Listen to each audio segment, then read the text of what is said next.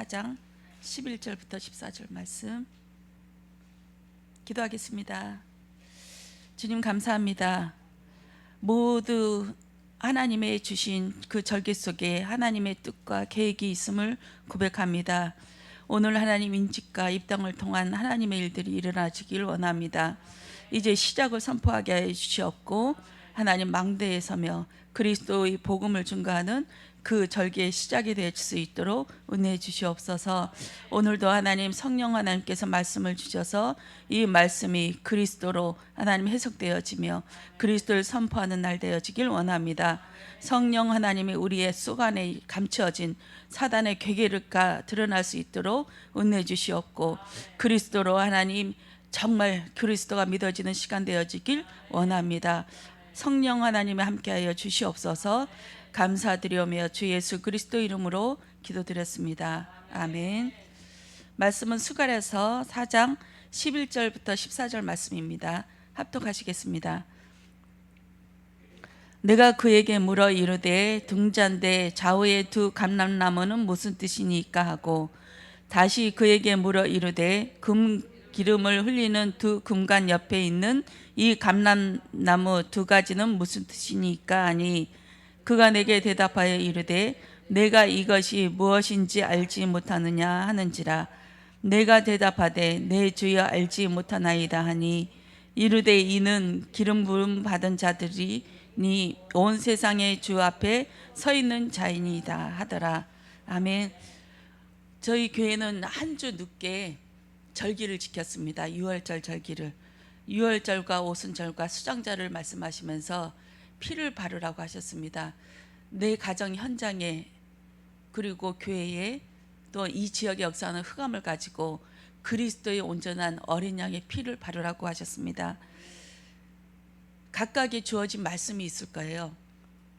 저희 교회에도 성령 하나님이 함께 하셔서 나에게 갇혀져 있는 그 사단의 계계에서 벗어나서 피를 바르고 정말 세워지는 일들이 있어야 될 줄 믿습니다. 어저께 입당 예배를 하면서 이제 찬양을 하면서 저에게도 계속 말씀을 주셨어요. 내 삶에서 피를 바르고 이제는 현장 목회자로 나가야 될 거 아닌가 하면서 달걀 껍데기가 깨어지는 그 고통 속에서 기도를 계속하고 있는데요. 하나님의 그 뜻이 이루어지길 원합니다. 이렇게 하기 위해서는 저희들이 힘이 아니라 이 그리스도의 피를 바르고 감람나무에서 그 줄기가 뻗어나와서 그 힘을 가지는 그 일이 있어야 될 줄 믿습니다. 4장 1절 보시겠습니다. 1절부터 대제사장 여호수아는 여호와의 천사 앞에 섰고 사탄은 그의 오른쪽에 서서 그를 대적하는 것을 여호와께서 내게 보이시니라. 2절에 여호와께서 사탄에게 이르시되 사탄아 여호와께서 너를 책망하노라. 예루살렘을 택한 여호와께서 너를 책망하노라. 이는 불에서 꺼낸 구슬린 나무가 아니냐 하실 때에 이 사단의 존재는 에스겔서 28장과 계시록 12장에서 보듯이 하늘에서 내쫓긴 천사입니다. 근데 그냥 내쫓긴 것이 아니라 불에 태워져서 구슬린 나무처럼 아주 재가 되어진 그 존재임을 우리는 보게 됩니다. 사단의 결론입니다. 결론이지만 지금도 사단은 살아서 역사하고 있습니다. 마치 살아있는 큰 용처럼 우리에게 덤비죠. 눈에 보일 때는 그렇게 보일지라도 결론이 재가 된 그슬린 나무의 부직갱이에 불과하다고 이렇게 말씀하십니다.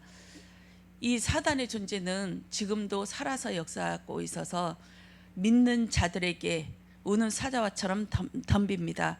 이때 그리고 사단은 우리를 계속 고발하죠. 너 요런 거 네가 그럴 수 있냐, 네가 또 할 수 있냐, 너는 어떤 존재인지 하면서 계속 우리를 고발합니다. 그럴 때 3절에 여호수아가 더러운 옷을 입고 천사 앞에 섰는지라. 여호와께서 자기 앞에 선 자들에게 명령하여 하사 그 더러운 옷을 벗기라 하시고 또 여호수아에게 이르되 내가 네 죄악을 제거해 버렸으니 내게 아름다운 옷을 입히리라 하시기로.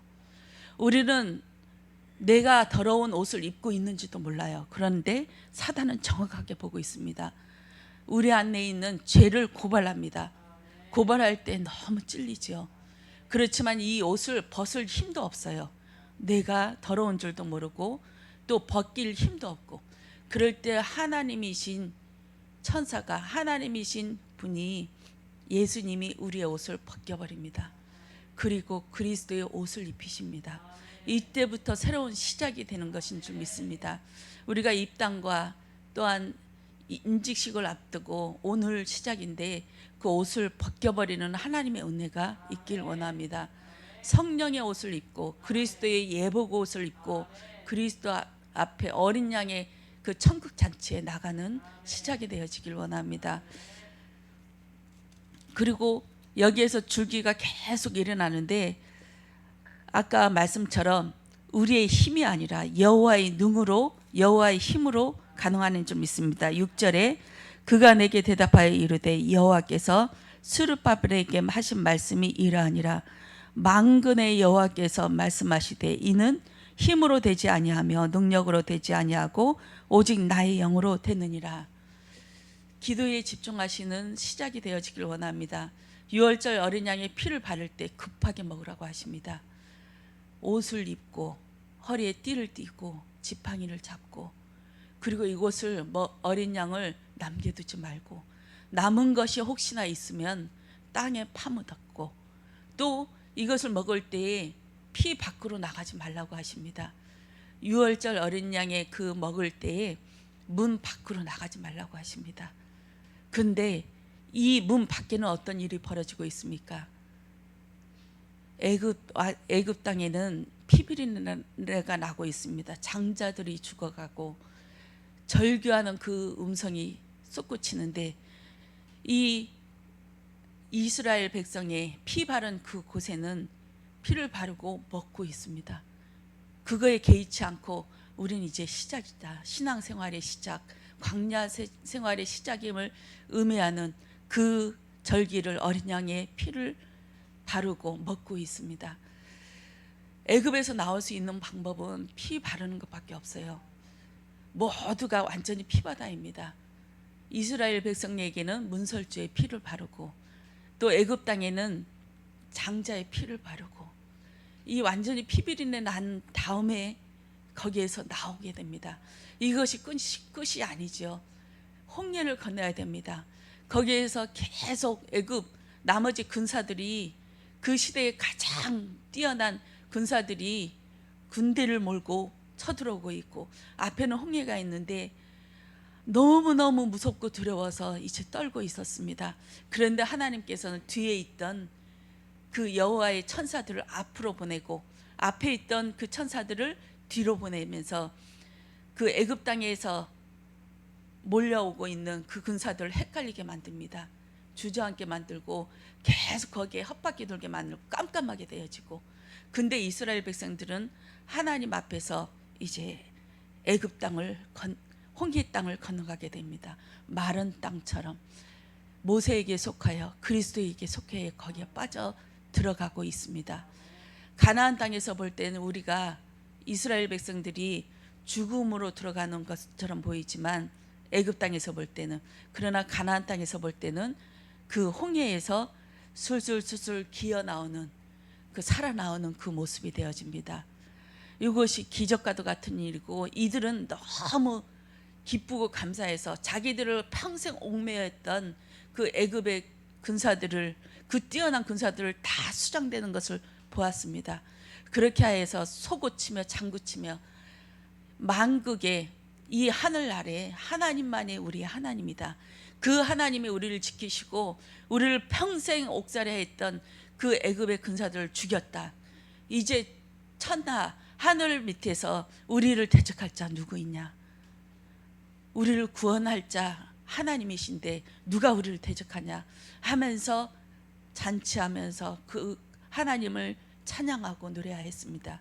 그렇지만 사흘길 되는 날에 쓴물밖에 없고 먹을 거 없고 정말 토해내죠. 이러려고 우리를 애굽 땅에서 구해냈냐 하면서 너무 화나가지고 모세를 대적하기 시작하였습니다. 이 모세가 바로왕 앞에 설 때 우리가 사흘 길을 걸어가서 하나님 앞에 예배를 드리겠다, 이 절기를 지키겠다 하였는데 막상 사흘 길 딱 도착하고 나니까 이게 웬 말입니까?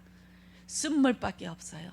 고통밖에 없고 이 신앙생활이 되물릴 수도 없고 애굽 땅으로 돌아갈 수도 없고, 왜냐하면 이제 자기네들이 애굽 땅에 가는 순간 개죽음 당하기 때문에 자기네 때문에 아들과 아버지가 다 수장되는 그 꼴이 되었고 완전히 망해버렸지 않습니까? 되돌아갈 수도 없어요. 우리의 신앙생활은 다시 사단 앞에 돌아갈 수 없는 그 지경입니다. 저도 항상 그 생각을 했어요. 처음에 예수 믿고 이 그리스도를 발견한 다음에 두려웠어요.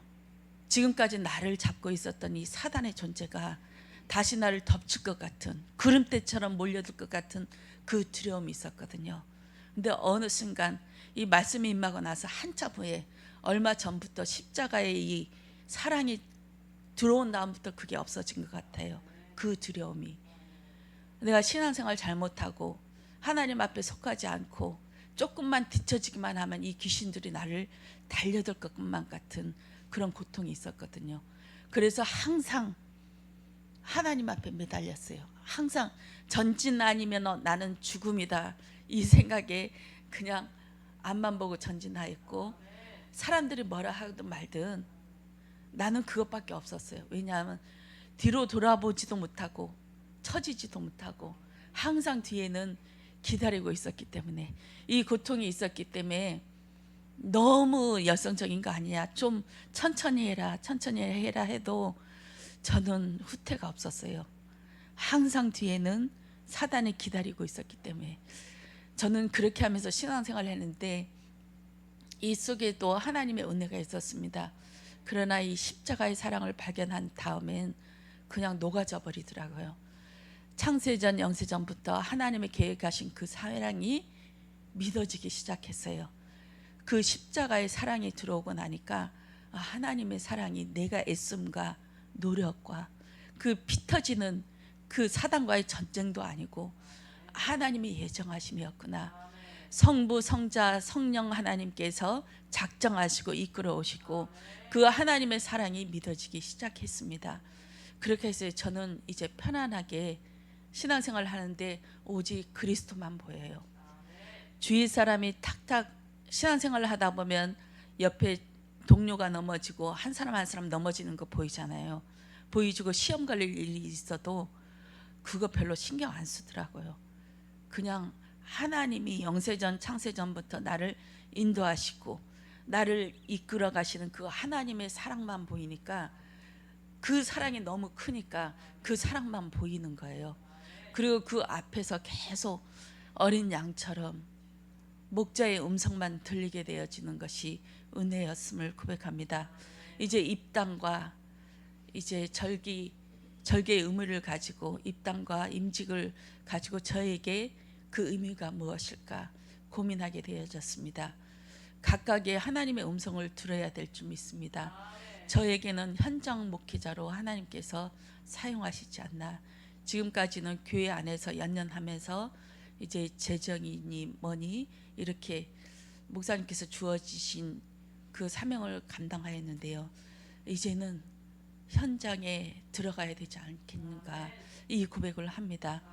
내 사단의 울타리에서 벗어나서, 내 가정에서 벗어나서 이제 하나님의 맡겨주신 그 현장의 망대로 세워지는 것이 저희 기도 제목입니다. 저희 신랑은 그 얘기를 하더라고요. 너를 목회자 세우기 위해서 내가 망해야 되느냐 하면서 계속 이제 망할 수밖에 없는 이제 현실을 보면서 그렇게 애통해하고 부르짖고 있습니다. 저도 부름을 받아야 되고 저희 신랑도 하나님 앞에 부름을 받아야 될 줄 믿습니다. 이 신앙의 시작은 피비린내 나는 그 사건인 것 같아요. 그냥 곱게 가는 일이 없고 꼭 대가가 치러져야 되고 그리스도의 대가가 치러져야 되는데, 우리에게도 그런 하나님 앞에 서는 그 시작이 되어야 될 줄 믿습니다. 오늘 입당 예배와 임직을 통해서 각각의 하나님께서 부르시는 그 음성을 듣길 원합니다. 그리스도가 나의 그리스도 되어지길 원합니다. 예수가 믿어지는 시간 되어지길 원합니다. 이 세상 말세에 마지막 재림주로 오시는 그분을 맞이하는 그 입장에서 그리스도의 피를 바르고 예수님께서 정말 우리를 대신해서 십자가에 주신 그 음성과 그 감격을 우리에게도 피 바르는 그 시간이 되어지길 원합니다. 이 그리스도가 나의 그리스도 되어지는 새로운 시작이 되어지길 원합니다. 기도하겠습니다. 주님 감사합니다. 오늘 새 절기의 시작이 되어지길 원합니다. 출애굽하여 시작하여지는 그 시작하는 하나님의 음성을 들어주기를 원합니다. 그리스도가 우리의 그리스도 되어지게 하시고 나의 모든 것은 주님 앞에 죽어지는 역사가 있게 주님 역사하여 주시옵소서. 그리스도로 새 출발하는 시간 되어지길 원합니다. 하나님이 믿어지게 하시고 피를 바르는 시작이 되어지게 하셔서 두 감람나무에서 흐르는 그 성령의 역사가 우리 안에 시작이 되어지게 역사하여 주시옵소서. 감사드리오며 주 예수 그리스도 이름으로 기도드렸습니다. 아멘.